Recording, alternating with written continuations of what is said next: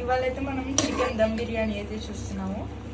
And already నా mummy అయితే పీసెస్లో నీట్గా స్పైసెస్ మొత్తం కలిపేసుకొని ఉప్పు, కారం, జింజర్ గార్లిక్ పేస్ట్, సాల్ట్ అవి మొత్తం నీట్గా కలిపేసుకొని ఇలాగైతే మనకు బాయిల్ చేస్తాం బాగా. అండ్ ఇక్కడ వచ్చేసి మనకి ఇలా రైస్ అయితే ఉంది కదా, ఈ రైస్ అయితే 70 to 80% అయితే ఇలా కుక్ చేసుకుంటుంది. ఇదైతే బాస్మతి రైస్ మనకి. అండ్ ఈ బాస్మతి రైస్లో స్పైసెస్ మొత్తం వేసింది. ఇప్పుడు ఆల్రెడీ చికెన్ మంచిగా కుక్ చేసుకుంది కదా, ఇప్పుడు ఆ చికెన్లో ఒక లేయర్ అయితే రైస్ వేస్తుంది. అండ్ ఇప్పుడు ఈ లేయర్లో అయితే మనం ఫ్రైడ్ ఆనియన్స్ అయితే ఉన్నాయి కదా, ఈ ఫ్రైడ్ ఆనియన్స్ అయితే యాడ్ చేసుకోవాలి. అండ్ దీంట్లోనే పుదీనా, కొత్తిమీర అయితే యాడ్ చేసుకున్నాము. అండ్ మళ్ళీ ఇంకొకసారి రైస్ వేయాలి. సో చాలా ఈజీ ప్రాసెస్, సేమ్ అంతే. అండ్ గాయ్స్, మనకైతే బిర్యానీ రెడీ.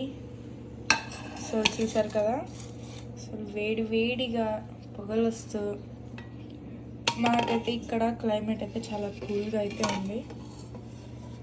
అసలు పీస్ చూసారా ఎంత బాగా అయితే వచ్చిందో. వావ్, నేనైతే ఎప్పుడెప్పుడు టేస్ట్ చేద్దామని రెడీగా ఉన్నాను. అసలు రైస్ కూడా చూడండి మనకి కరెక్ట్గా అయితే కుక్ అయిపోయింది. చూసారు కదా, అసలు చాలా బాగా అయితే వచ్చింది.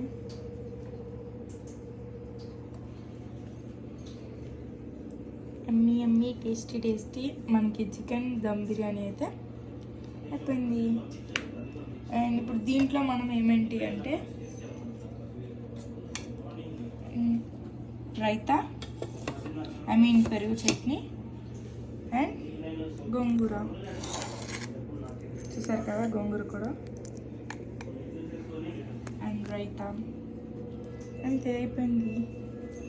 చాలా సింపుల్గా, ఈజీగా ఇంట్లోనే, అసలు బయటకి వెళ్ళాల్సిన పని కూడా లేదు.